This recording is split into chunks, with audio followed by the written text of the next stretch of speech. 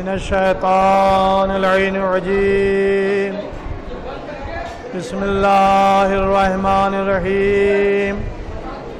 الحمد لله رب العالمين، والصلاة والسلام على أشرف الأنبياء والمرسلين وخاتم النبيين أبي القاسم محمد صلوات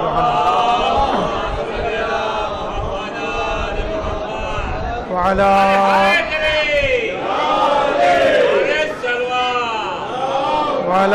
أهل بيته الطيبين الطاهرين المعصومين، ولعنة الله على أعدائهم أجمعين. أما بعد، فقد قال سبحانه تبارك وتعالى في قرآن المجيد والفرقان الحميد، وهو أصدق الصادقين وقوله الحق. بسم الله الرحمن الرحيم. إنا نحن نزلنا الذكر وإن له لحافظون. صلوات محمد وآل محمد. سلسلہ عشرہ مجالس کی آج 9 محرم الحرام کی مجلس ہے. بہت زیادہ طول نہیں دینا ہے، آپ حضرات سے التماس ہے کہ تشریف رکھیں اور مجلس کے بعد اس زیارت کے سلسلے کو انشاءاللہ قائم رکھیں. لہذا یہ شب عاشور کی مجلس ہے. ارشاد الہی ہو رہا ہے کہ انا نحن نزلنا ذکر، بے شک ہم نے اس ذکر کو نازل کیا ہے. وَإِنَّ لَهُ لَحَافِظُونَ، اور ہم ہی اس کی حفاظت کرنے والے ہیں. سلسلہ بیان میں قرآنی آیات، احادیث رسول اور تفسیر قرآن کا سہارا لیتے ہوئے آپ کے سامنے عرض کر رہا ہوں. آج آپ کے سامنے ایک اور قرآن مجید کی آیت کا ذکر کرنا ہے.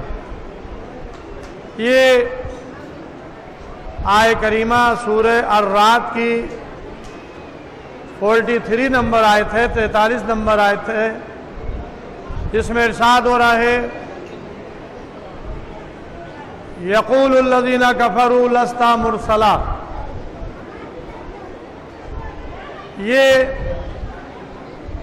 کافر کہتے ہیں کہ آپ رسول نہیں ہیں. قل، آپ کہہ دیں کفا باللہ شہیدا بینی و بینکم. اے رسول، آپ ان کو یہ پیغام سنا دیں، یہ ہمارا پیغام انہیں بتا دیں کہ کفا باللہ شہیدا بینی و بینکم، ہمارے اور تمہارے درمیان گواہی کے لیے اللہ کافی ہے. ومن عنده علم الکتاب، اور وہ کافی ہے جس کو ہم نے پوری کتاب کا علم دیا ہے. آیت کریمہ یقول الذین کفروا لست مرسلا سے شروع ہو رہی ہے. ایک گروہ جو رسول کی رسالت کا انکار کر رہا تھا، وہ کہہ رہا ہے کہ آپ اللہ کے رسول نہیں ہیں. تو اللہ نے اس کے جواب میں یہ کہلوایا، قل، ان سے کہہ دیجئے کفا باللہ شہیدا بینی و بینکم، اللہ کافی ہے ہمارے اور تمہارے درمیان گواہی کے لیے. ومن عنده علم الکتاب، اور وہ کافی ہے جس کو ہم نے پوری کتاب کا علم دیا. رسالت کی گواہی اللہ اس بات کو پسند نہیں کرتا کہ کوئی اللہ کے رسول کی رسالت کا انکار کرے.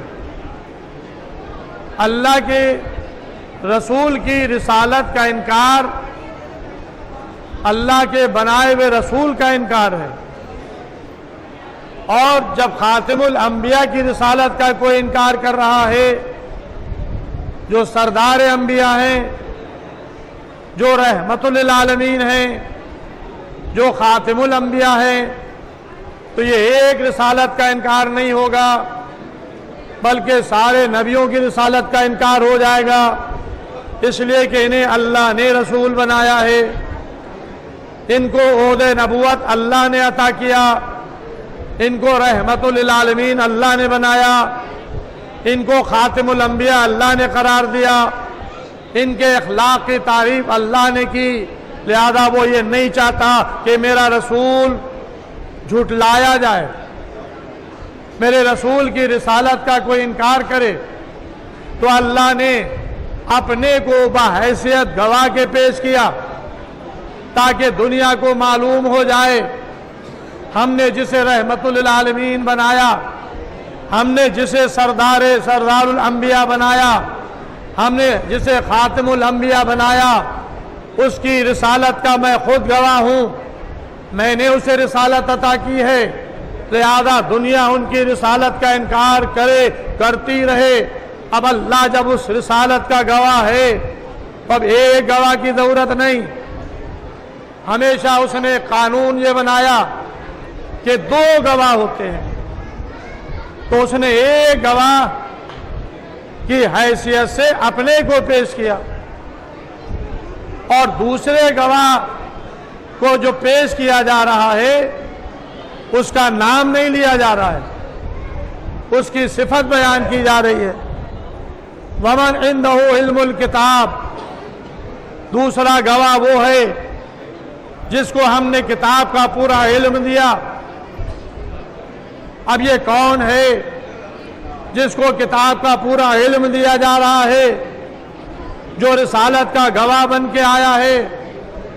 تو اب ظاہر ہے کہ یہاں پر جب حدیثوں کا سہارا لیا تو پتہ یہ چلا کہ وہ جو رسالت کا گواہ بن کر آیا ہے وہ کوئی اور نہیں ہے، امیر المومنین علی ابن ابی طالب علیہ السلام ہے۔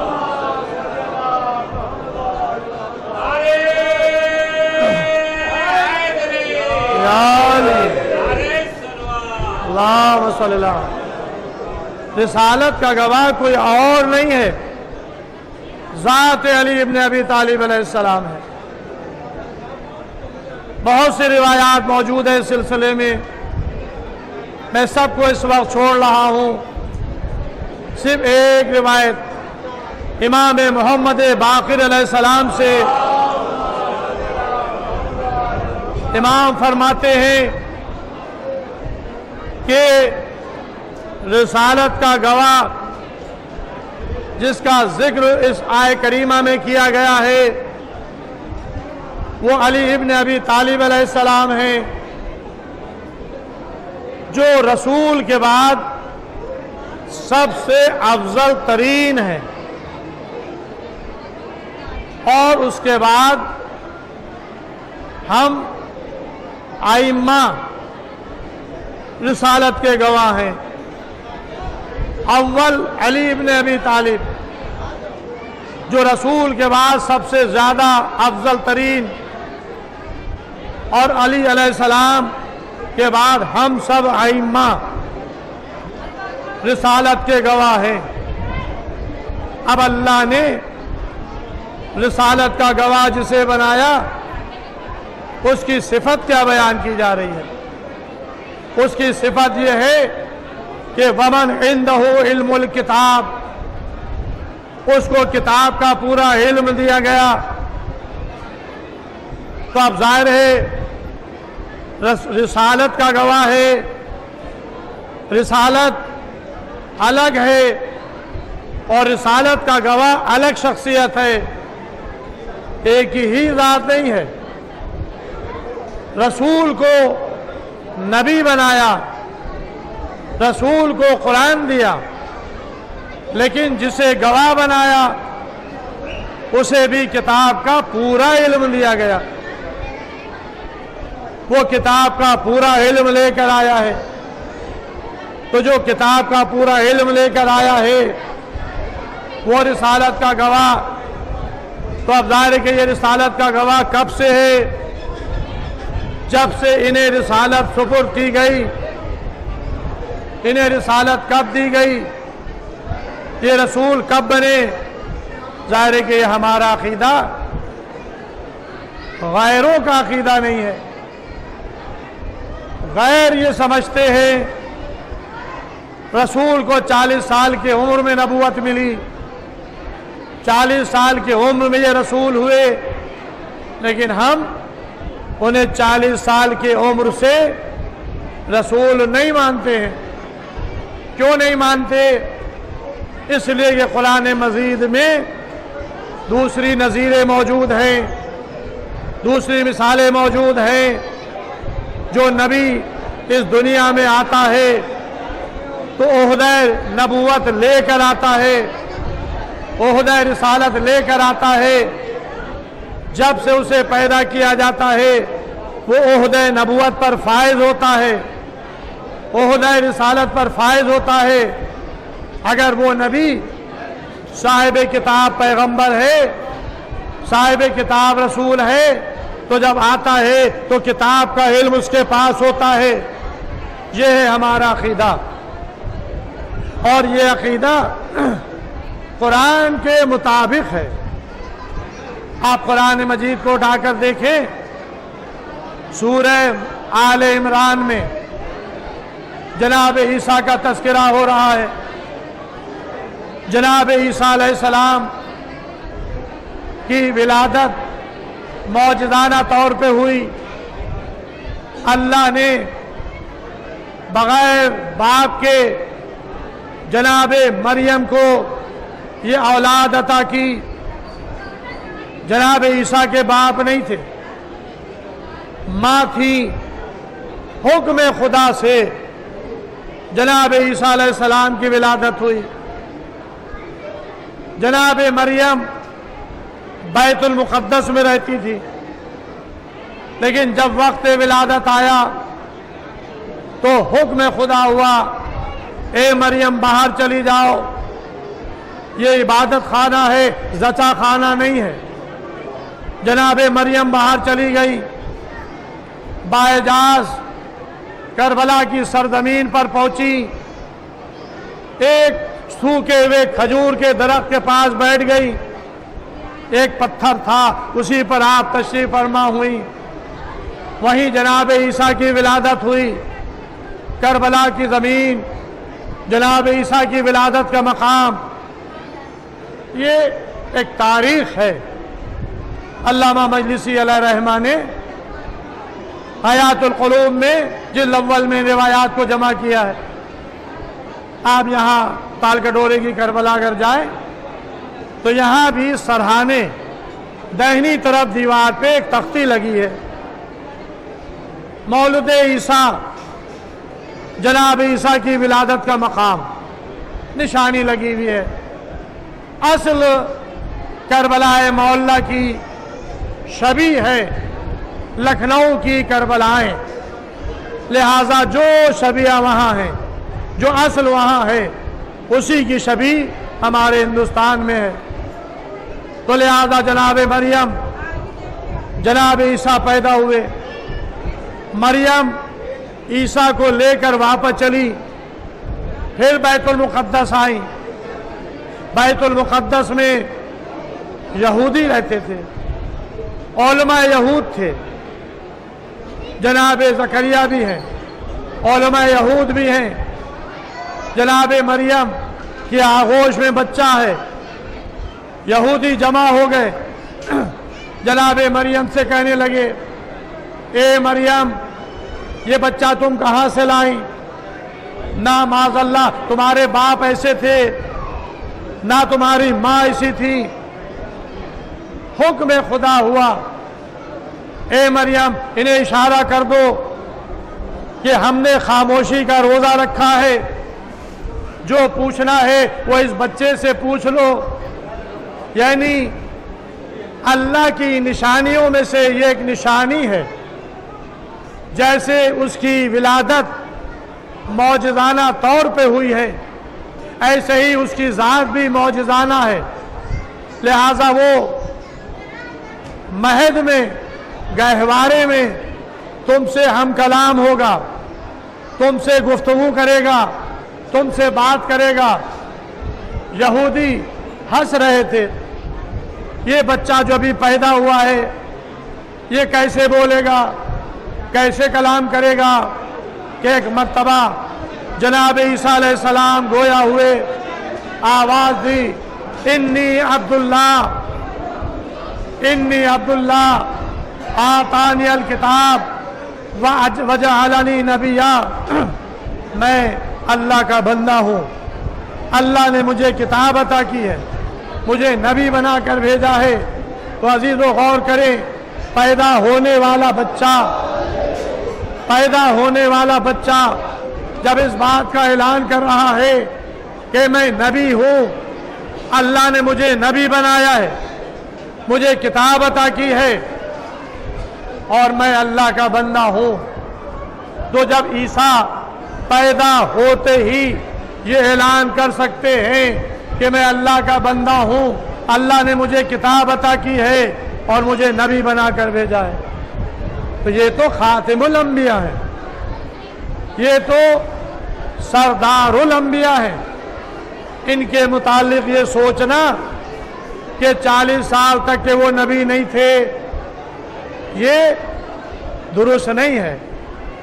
آئیے ہم سب مل کر رسول سے پوچھتے ہیں، یا رسول اللہ یہ بتائیں آپ کو نبوت کب ملی، آپ رسول کب سے ہیں؟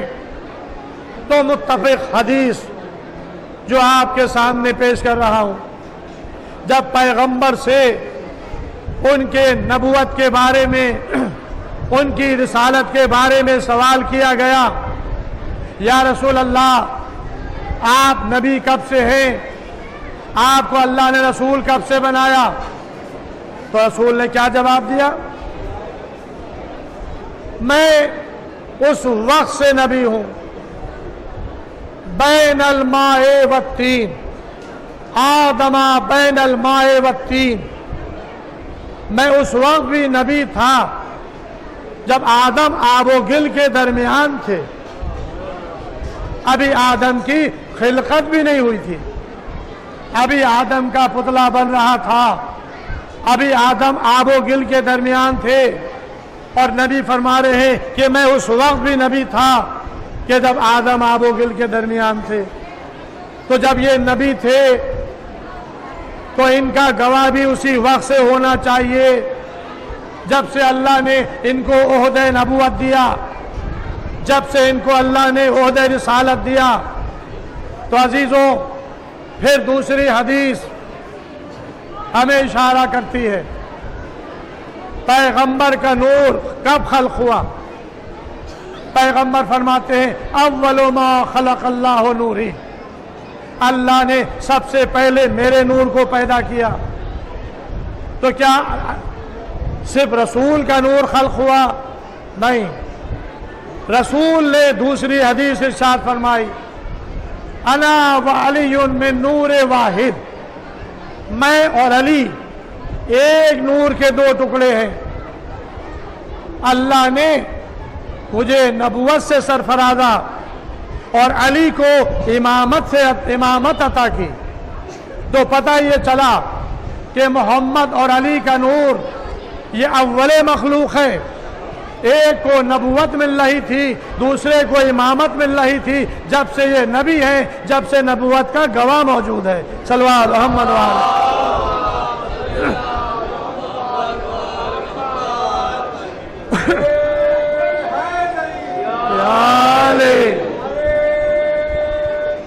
اللہم صلی اللہ محمد ومن عنده علم الکتاب۔ دیکھو، نبی کی نبوت کا گواہ اللہ ہے۔ ومن عنده علم الکتاب، اور دوسرا گواہ وہ ہے جس کو ہم نے کتاب کا پورا علم دیا۔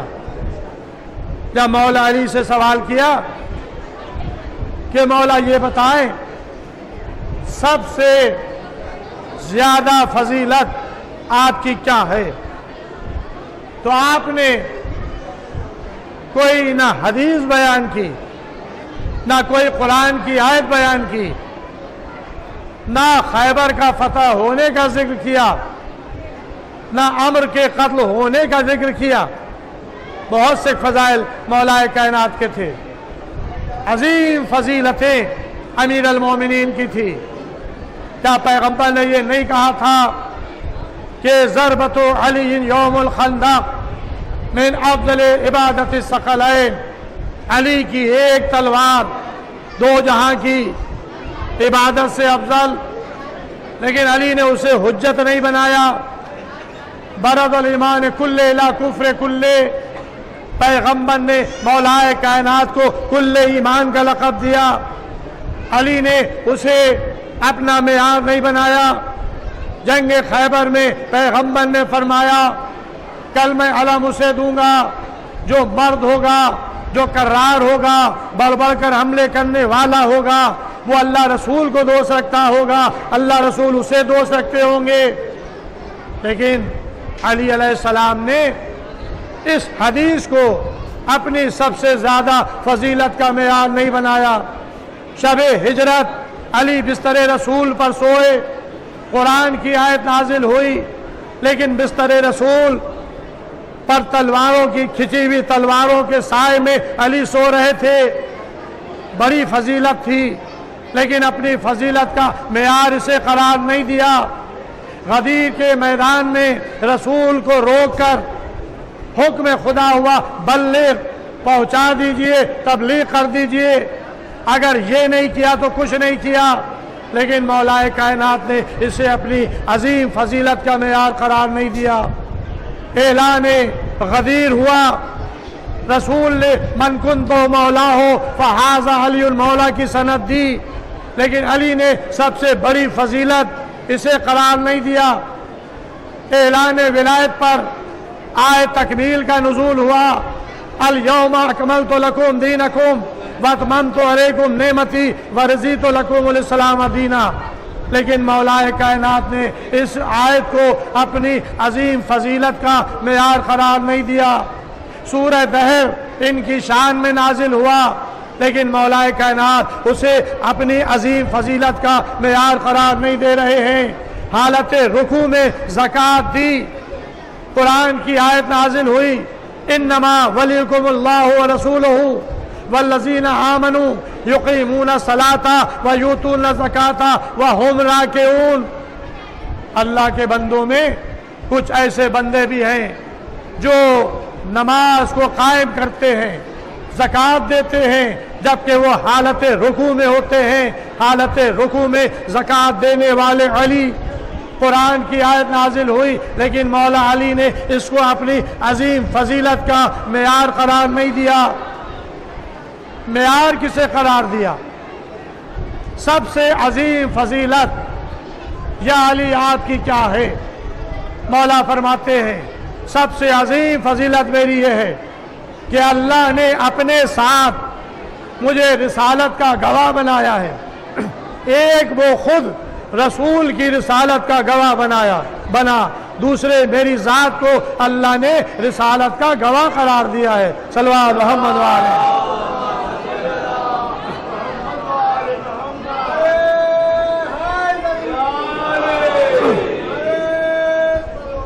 بس عزیزوں، یہ ہے رسالت کا گواہ۔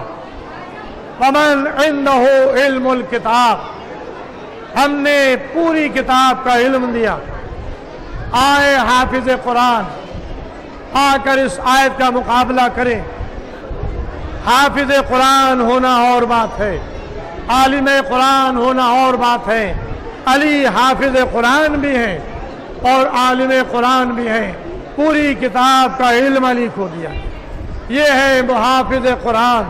ظاہر ہے کہ محافظ قرآن ایسا تھا کہ جب دنیا میں آیا تو علم کتاب لے کر آیا، اور اس کی دلیل یہ کہ جب 13 رجب سن 30 عام الفیل کو अली खाने काबा में पैदा हुए। तीसरे दिन पैगम्बर सलाम इस्तकबाल के लिए गए। मौला अली को अपनी आगोश में लिया। अली ने सलाम किया, अस्सलामु अलैका या रसूल अल्लाह, ए अल्लाह के रसूल आप पर मेरा सलाम हो। अभी ऐलान रिसालत नहीं हुआ है, सन 30 आमुल फील है, रसूल की उम्र 30 साल है। 10 साल के बाद रसूल ऐलान रिसालत फरमाएंगे। अली आगोश रिसालत में आ रहे हैं। सबसे पहला कलाम अस्सलामु अलैका या रसूल अल्लाह, ए अल्लाह के रसूल आप पर मेरा सलाम हो। अली ने पैदा होते ही रसूल की रिसालत की गवाही दी। तो रसूल ने कहा, या अली कुछ पढ़कर सुनाओ। पैदा होने वाला बच्चा, रसूल कह रहे कुछ पढ़कर सुनाओ। ताज्जुब ना करना, गहवारे में ईसा बोल चुके हैं तो अब बोलने पर एतराज ना करना। कुरान में कई ऐसे बच्चे हैं कि जो गहवारे में बोले।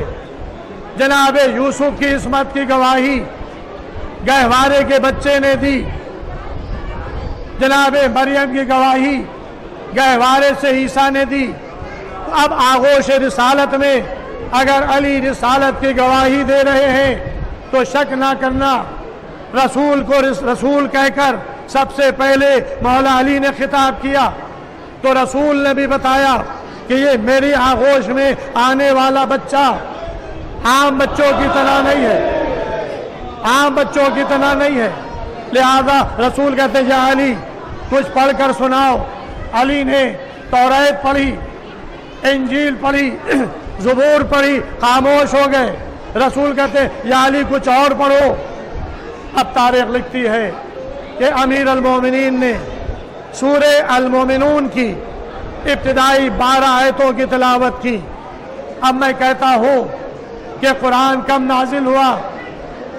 40 हिजरी 40 आमुल फील में जब पहली वही आई। अली की विलादत से 10 साल के बाद नुज़ूल कुरान हुआ। अली ने नुज़ूल कुरान से 10 साल पहले तिलावत कुरान करके बताया कि देखो मैं अल्लाह की बारगाह से इल्म कुरान लेकर आया हूँ और रसूल की रिसालत का गवाह बन के आया हूँ। सल्लल्लाहु मोहम्मद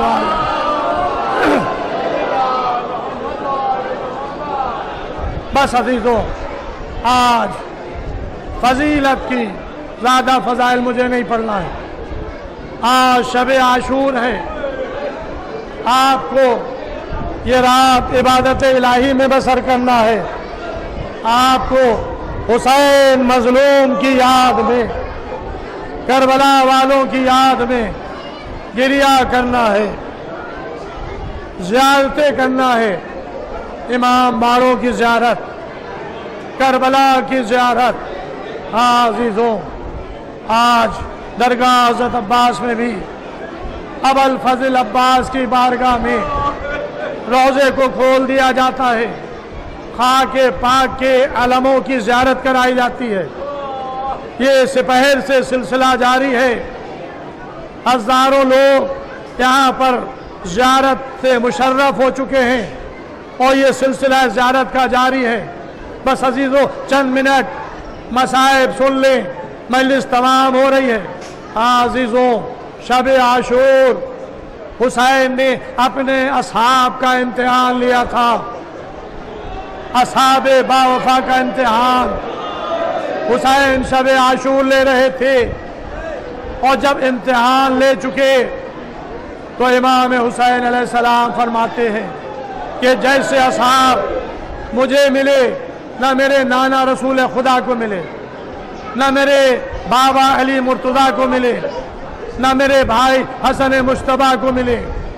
ये करबला वाले थे, ये हुसैन के असहाब थे जिस पर हुसैन फ़ख्र कर रहा था। अज़ीज़ों, शब आशूर हुसैन इम्तिहान ले चुके। करबला के मैदान में हुसैन तनहा बढ़ रहे हैं कि एक मर्तबा पीछे से किसी के आने की आहट महसूस हुई। देखा कि हुसैन का एक सहाबी आ रहा है। حسین نے پوچھا کون؟ صحابی نے اپنا نام بتایا۔ امام نے قریب بلایا، بلانے کے بعد کہتے ہیں دیکھو یہ رات کا سناٹا، رات کا اندھیرا، تمہارا دل چاہے چلے جاؤ، یہ میرے خون کے پیاسے ہیں، یہ مجھے قتل کرنا چاہتے ہیں۔ لیکن امام کا چاہنے والا صحابی کہتا آقا یہی تو وقت مودت ہے کہ آقا بھلا میں آپ کو چھوڑ کر چلا جاؤں؟ یہ ممکن نہیں ہے میں آپ کو چھوڑ کر جاؤں۔ اے آقا میں آپ کا ساتھ نہیں چھوڑ سکتا۔ جب امام امتحان لے چکے تو ایک مرتبہ ہاتھ میں ہاتھ لیا، میدان میں آگے بڑھے، فرماتے ہیں دیکھو کل یوم شہادت ہے، کل یوم قربانی ہے، کل ہم سب مارے جائیں گے۔ اور اس کے بعد امام ایک ایک مقام کو دکھانا شروع کرتے ہیں، کہتے دیکھو یہ وہ مقام ہے جہاں علی اکبر کے سینے پر برچی کا پھل لگے گا۔ اس کے بعد چند قدم آگے بڑھے، دیکھو یہ وہ مقام ہے جہاں پر میرا لال قاسم گھوڑوں کی ٹاپوں سے پامال کیا جائے گا۔ اور آگے بڑھے، دیکھو یہ جگہ ہے جہاں عباس کے بازو قطع ہوں گے۔ حسین اور آگے بڑھے، دیکھو یہ جگہ ہے کہ جہاں پر میرے 6 مہینے کا بچہ علی اصغر تیر حرملہ کا نشانہ بنے گا۔ اور اس کے بعد یہ چاہنے والا کہتا مولا مجھے ذرا وہ مقام دکھا دے جہاں پر آپ گھوڑے سے زمین پر آئیں گے۔ امام ایک نشے کا رخ کرتے ہیں، دیکھو یہ وہ مقام ہے کہ جہاں پر گھوڑے سے میں گروں گا۔ یہ آگے بڑھا، چاہتا تھا کہ اس مقام پر جائیں۔ امام نے روکا، کہا کہ بھائی وہاں پہ نہ جاؤ۔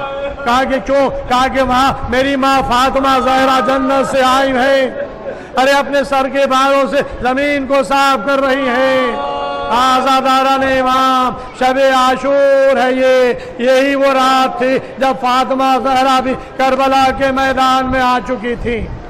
اجرکم اللہ عزیزوں، صبح عاشور نمودار ہوئی، علی اکبر نے اذان کہی، حسین نے نماز فجر ادا کی، ادھر نماز فجر ختم ہوئی، ادھر پسر سعد نے تیر چلے کمان میں جوڑا، حسین کے لشکر کی طرف پھینکا۔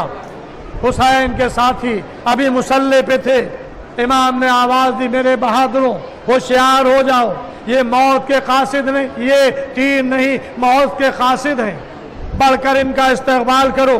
بس عزیزوں کتنے ہی صحابی تھے جو اس وقت خاک و خون میں غلطہ ہو گئے۔ عزیزوں ایک ایک جانثار امام پر اپنی قربانی پیش کرتا رہا، جان کو قربان کرتا رہا، جب تک کہ حسین کے اصحاب و انصار رہے، کوئی عزیز میدان میں نہیں گیا۔ لیکن جب عزیز و اصحاب و انصار شہید ہو گئے تو عزہ کی باری آئی، ایک ایک عزیز میدان میں امام سے اجازت لے کے جا رہا تھا، ہر ایک چاہتا تھا کہ میں پہلے جاؤں، میں پہلے اپنے آقا پر جان کو قربان کر دوں۔ لیکن امام اپنے اعتبار سے ترتیب کو بنائے ہوئے تھے، ایک اپنے اعتبار سے آپ ایک ایک کو مرنے کے لیے بھیج رہے تھے۔ عزیزوں کبھی زینب کے نونہال میدان میں جاتے ہیں اور اس کے بعد حسین ان کی لاشوں کو لے کر آتے ہیں، کبھی حسن کی نشانی قاسم میدان کارزار میں جاتے ہیں اور جب زخموں سے چور ہوتے ہیں آواز دیتے ہیں یا چچا یا اماں ہو ادرکنی، اے چچا میری مدد کے لیے آئیے۔ کبھی علی اکبر میدان سے آواز دیتے ہیں یا اباتا علیک منی سلام، اے بابا میرا آخری سلام قبول ہو۔ کبھی حسین کا قوت بازو عباس آواز دیتا ہے اے آقا میری مدد کے لیے آئیے، اجرکم اللہ۔ عزیزوں جب حسین کا کوئی جانثار باقی نہ رہا، حسین میدان کارزار میں حل من ناصر ینصرنا کی صدا بلند کر رہے تھے۔ عزیزوں آج کی شب کی مجلس میں جناب علی اصغر کا حال بیان کرتا ہوں، چند جملے مصائب کے سماعت فرما لیں۔ تاریخ لکھتی ہے کہ حسین نے کربلا کے میدان میں جب بھی حل من ناصرین ینصرنا کی صدا بلند کی، ایمان کی آواز پہ کسی نہ کسی نے لبیک کہی، کبھی ملائکہ کی صفیں آگے بڑھی، اے حسین ہم آپ کی مدد کے لیے تیار، کبھی جنوں کی صفیں آگے بڑھی، اے آقا ہم آپ کی مدد کے لیے تیار، کبھی چوتھا امام دروازے پر، خیمے کے دروازے پر آ گیا، اے بابا ہم آپ کی مدد کے لیے تیار۔ حسین آواز دیتے ہیں، اے بہن زینب، زین العابدین سید سجاد کو روک لو، یہ سلسلہ امامت کو آگے بڑھائے گا۔ ہاں عزیزوں، ایک موقع آیا کہ جب حسین نے حل من ناصر ینصرنا کی صدا بلند کی، خیمے سے بیویوں کی رونے کی آواز بلند، حسین در خیمہ پر آئے، اے زینب یہ رونے کی آواز کیوں؟ اے زینب، ارے ابھی میں زندہ ہوں۔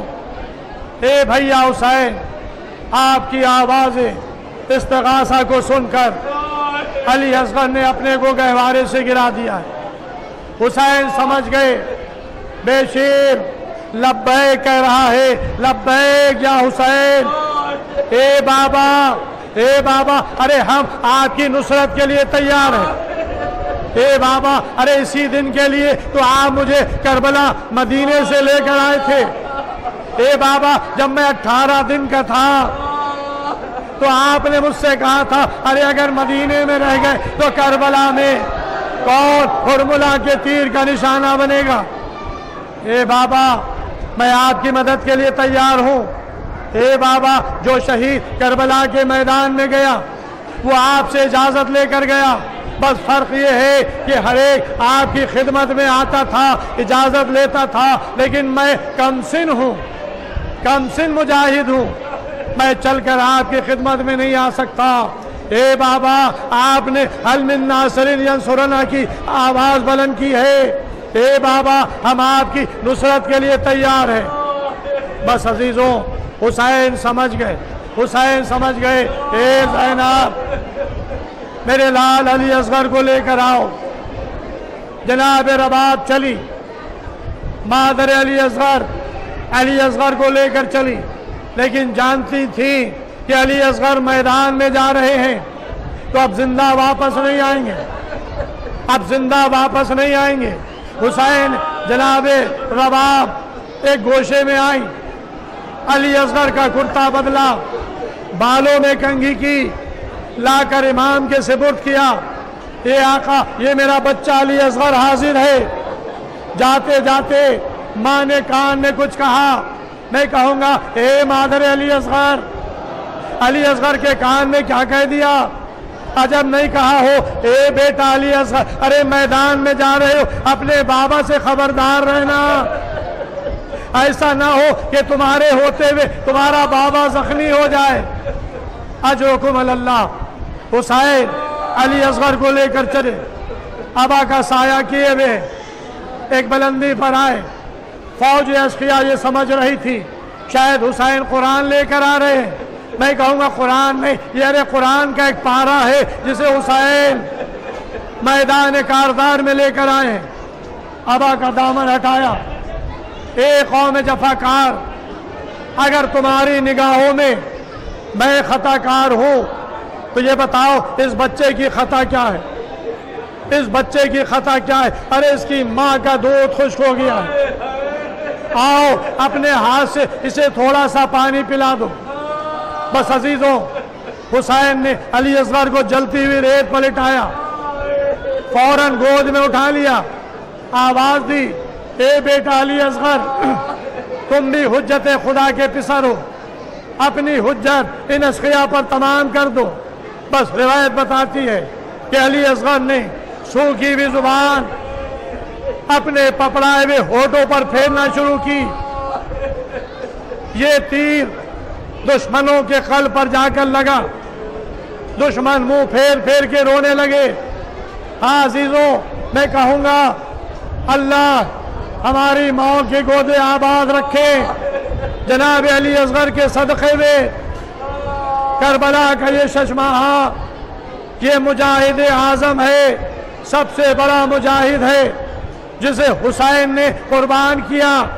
بس عزیزوں، علی اصغر نے سوکھی ہوئی زبان اپنے ہونٹوں پر پھیری، فوج منہ پھیر پھیر کے رونے لگی۔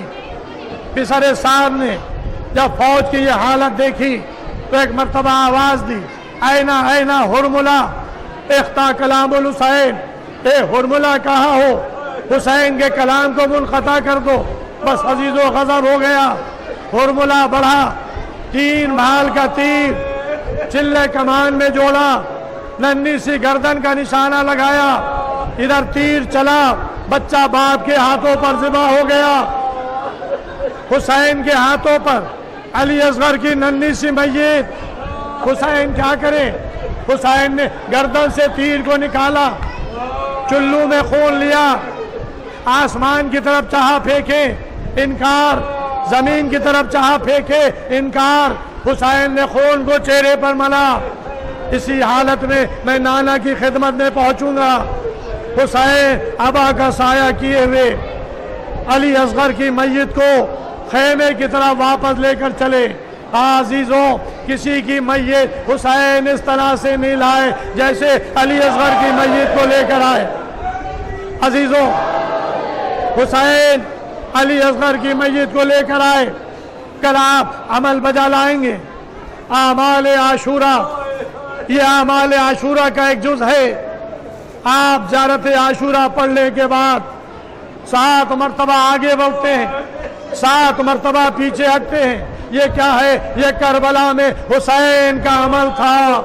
ہاتھوں پر بے شیر کا لاشا تھا، حسین آگے بڑھ رہے تھے، پیچھے ہٹ رہے تھے، فرماتے جاتے تھے انا للہ و انا الیہ راجعون رضاً بقضائہ و تسلیما لامرہ۔ بس عزیزو، مجلس تمام ہو رہی ہے۔ تاریخ لکھتی ہے کہ حسین خیمے کے دروازے پر رکے، آواز دی، تیرا باپ اپنے لال کو آ کر لے جاؤ۔ مادر علی اصغر در خیمہ پر آئی، مادر علی اصغر در خیمہ پر آئی، پوچھا اے رب آپ یہ بتاؤ میں کون ہوں؟ کہا کہ آپ امام وقت ہے۔ کہا کہ جو میں حکم دوں گا اس پر عمل کرو گی؟ کہا کہ بے شک۔ کہا کہ اے رب آپ صبر کرنا، اے رب آپ صبر کرنا۔ یہ کہہ کر ابا کا دامن ہٹایا۔ اب جو ماں نے دیکھا تو کیا دیکھا؟ بچہ آیا ہے، گردن چھدی ہوئی ہے، کرتا لہو سے رنگی۔ اے بیٹا علی اصغر، کیا تمہارے 3 سال کے بچے اس طرح سے نہر کیے جاتے ہیں؟